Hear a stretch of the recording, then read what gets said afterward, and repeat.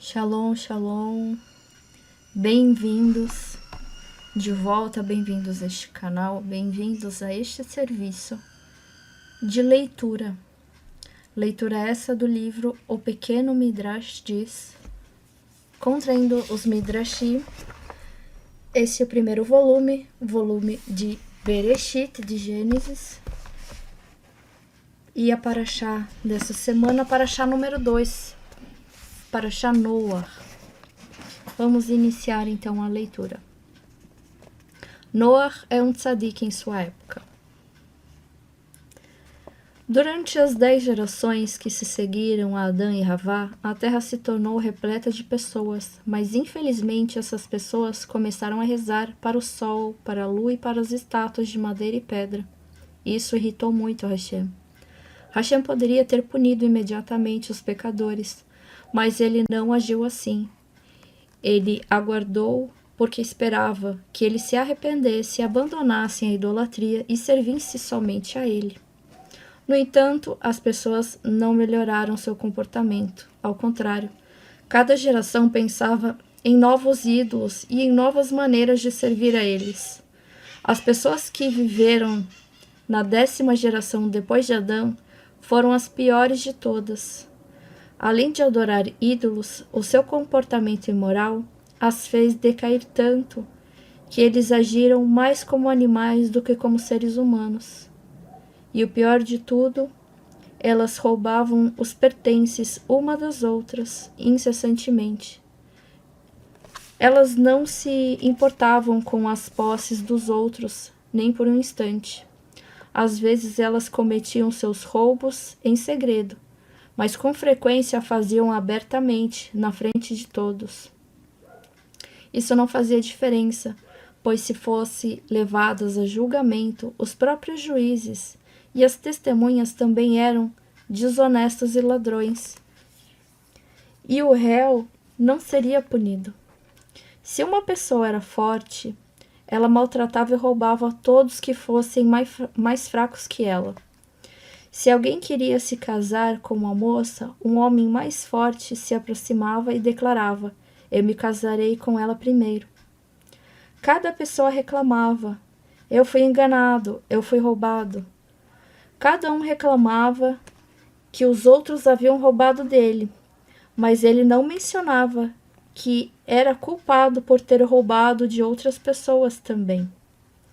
Havia apenas 2 pessoas que faziam o que era certo e adequado aos olhos de Hashem: Noah e sua esposa, Naamá. Eles também ensinavam os seus 3 filhos a serem corretos. Quando Noah viu que todos os seus vizinhos eram perversos, ele pensou: se eu ficar perto deles, eles podem me influenciar a ser um perverso também. Assim Noah decidiu viver em um lugar escondido. Ninguém conhecia este lugar a não ser sua família. Noah passava o seu tempo estudando livros sagrados.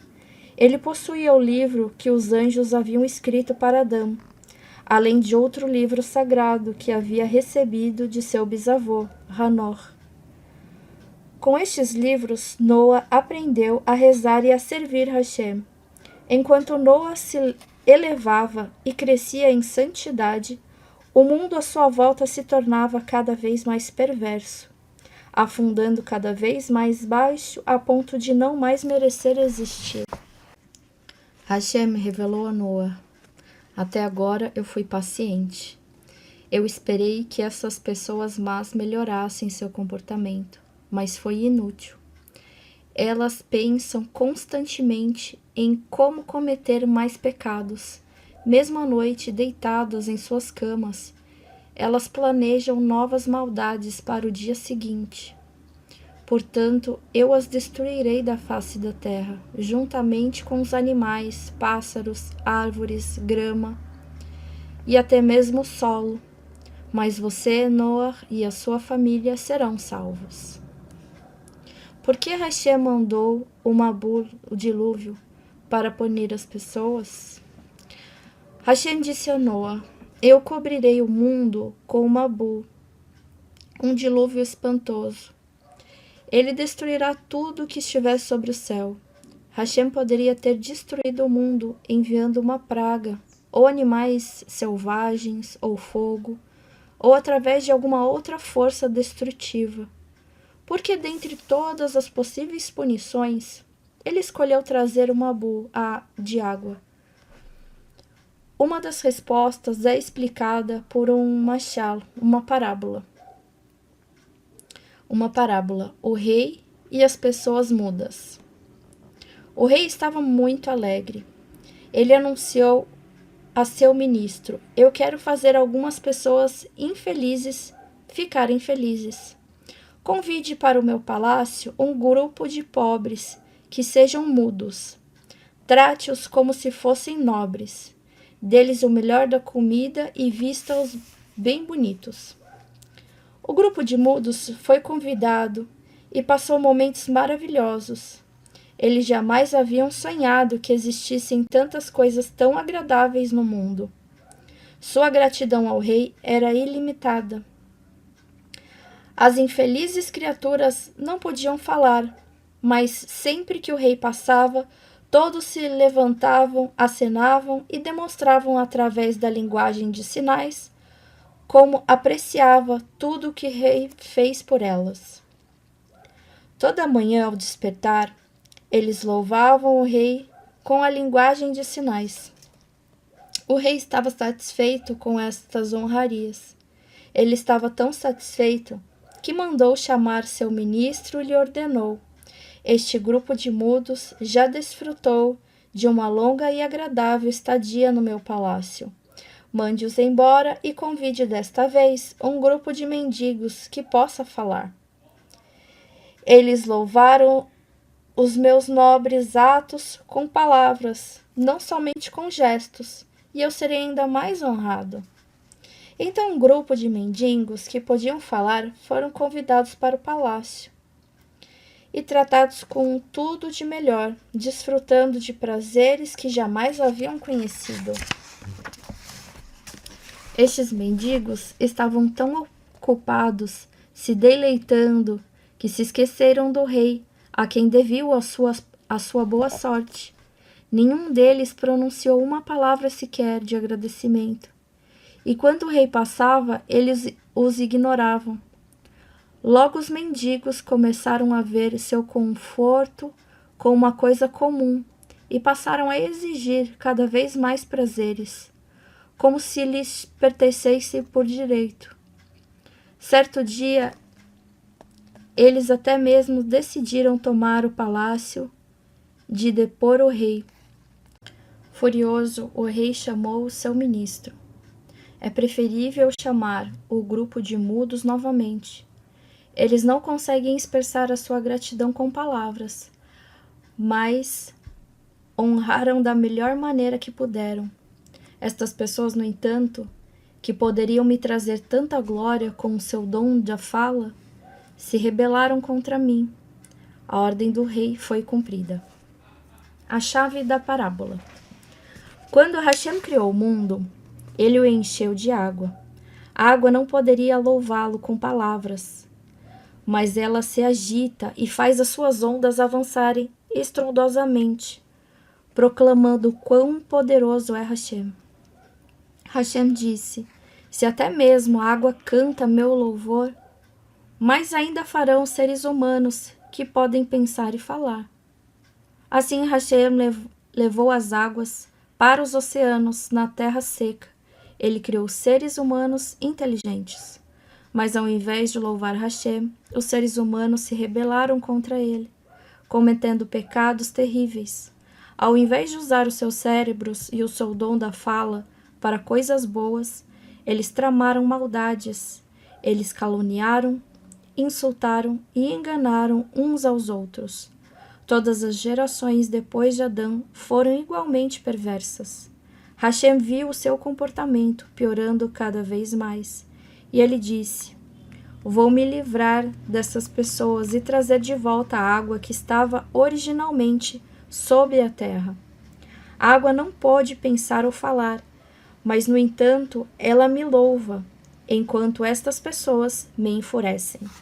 Assim Hashem trouxe uma bula e destruiu as pessoas perversas. Noa constrói a arca, Tevá. Hashem falou a Noa sobre um extraordinário dilúvio que cobriria a terra toda. Mas Hashem também assegurou a Noa que ele e a sua família seriam poupados. Onde eles encontrariam um lugar seguro que não fosse atingido pela água? Noa recebeu a resposta da ordem de Hashem que lhe deu: construa para você uma arca, Tevá, de madeira. Ela flutuará sobre as águas. Nessa arca especial, Noa e sua família sobreviveriam ao terrível dilúvio sob proteção de Hashem. Esta Tevá especial foi construída por Noa, seguindo as instruções específicas de Hashem. Faça com 300 amot, cerca de 150 metros, de comprimento, e 50 amot, 50 metros de largura, e 30 amot, 15 metros de altura. Ela deve ter 3 andares e conter 300 cômodos diferentes. E de acordo com alguns de nossos Rahamim, 900 cômodos. Coloque uma janela para a luz entrar e faça o telhado inclinado de forma a escoar a chuva. Depois que a arca estiver completa, espalhe piche por dentro e por fora, para impedir que a água entre pelas brechas. Vocês podem imaginar quão difícil foi construir uma arca tão grande? Noa não tinha serra elétrica, nem broca para cortar a madeira. Ele teve que construir toda a arca com as suas mãos. Noa levou 120 anos para completar a arca. Foi exatamente isso que Hashem quis. Como Hashem não destrói nem mesmo um perverso sem adverti-lo e lhe dar sempre muitas chances de fazer techuvá, ele esperava que durante os 120 anos a notícia sobre a construção da arca por Noa se espalhasse por todos os lugares. Dessa forma, o medo de morrer no dilúvio faria as pessoas corrigirem o seu comportamento. De fato, as pessoas escutaram sobre o grande arca que um homem estava construindo. Por que você está construindo esta arca? Elas perguntavam a Noa. E ele explicou: eu estou construindo ela para salvar do grande dilúvio que Hashem trará sobre o mundo. Ele destruirá todos vocês por causa de seus pecados. Vocês acham que as pessoas escutaram Noa? De jeito nenhum. Suas vozes ressoaram em gargalhadas enquanto eles zombavam das palavras de Noa. Quem se importa? Eles gritaram. Nós somos muito fortes, não temos medo de um dilúvio. Podemos escalar as árvores, os telhados. Mesmo se a água chegar até lá, nós estaremos acima de qualquer dilúvio, porque somos gigantes. De fato, as pessoas que viviam naquela época eram enormes, como a própria história nos mostrará. Nossos sábios explicam por que as pessoas da época de Noa não tinham medo do Mabul. 2 Rahamim, Rabi Hiyá e Rabi Yehudá, estavam passando por 2 montanhas muito altas. Entre elas, eles encontraram esqueletos gigantes. Estes ossos restaram da geração do Mabul, eles disseram. Vamos medi-los. Cada osso era tão longo que eles tinham que dar 3 passos para ir de uma extremidade à outra. Agora nós entendemos por que os homens da época de Noa não estavam com medo do Mabul. Eles exclamaram.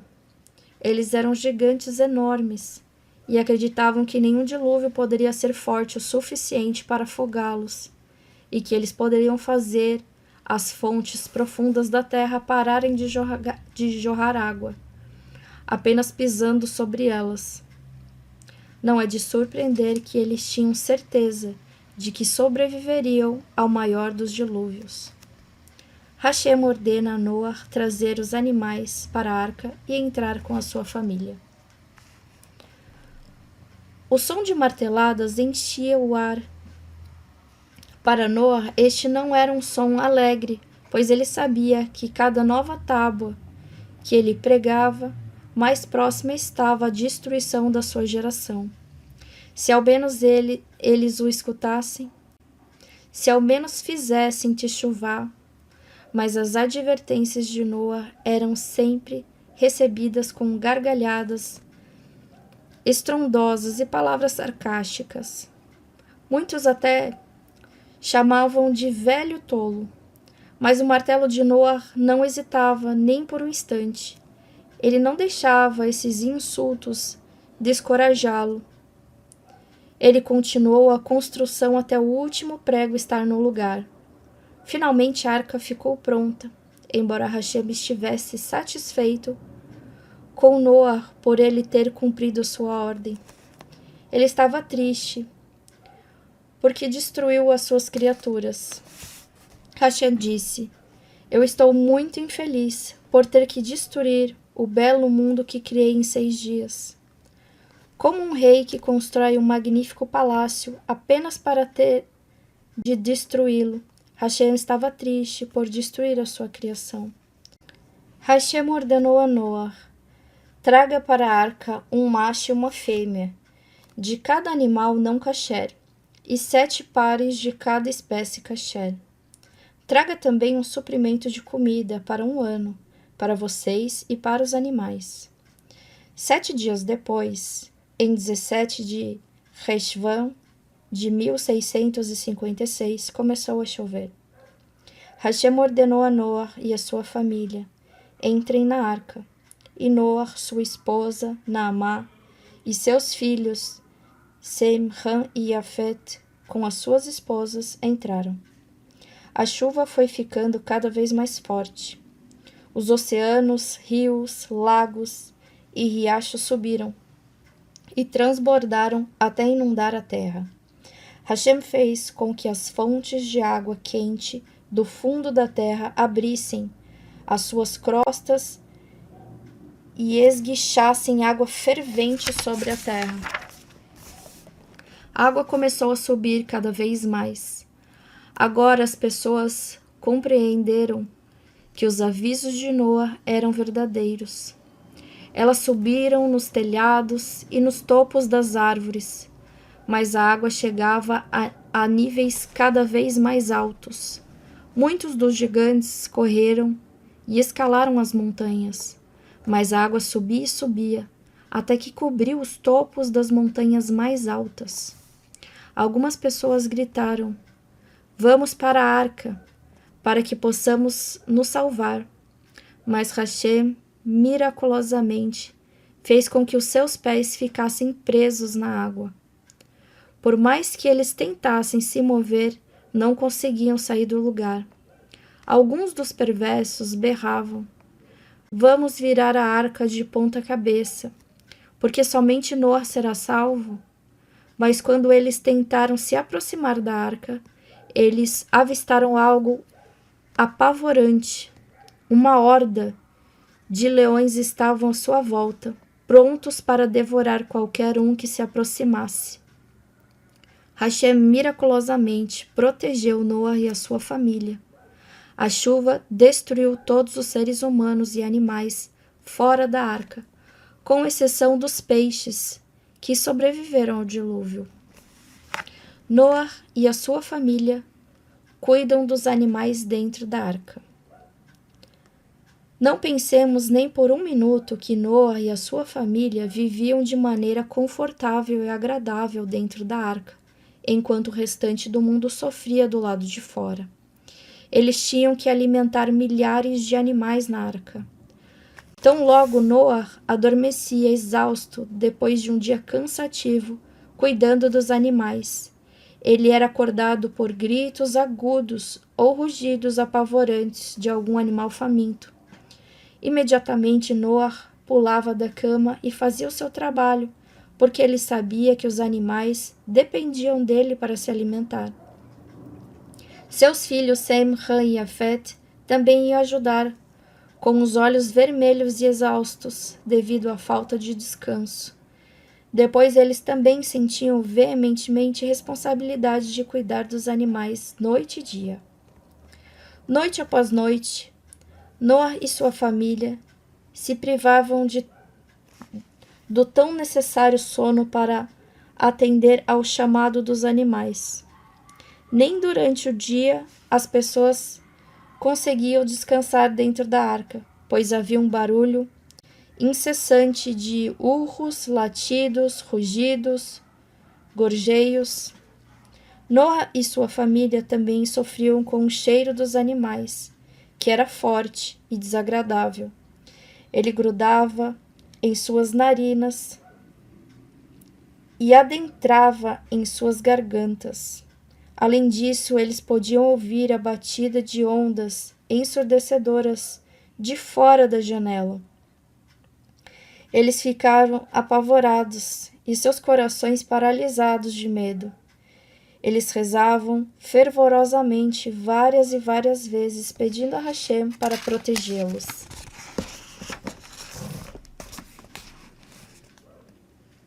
Porque eles trabalhavam tão duro, cuidando dos animais, e porque eles rezavam constantemente, Noah e seus filhos tornaram tzadikim ainda maiores.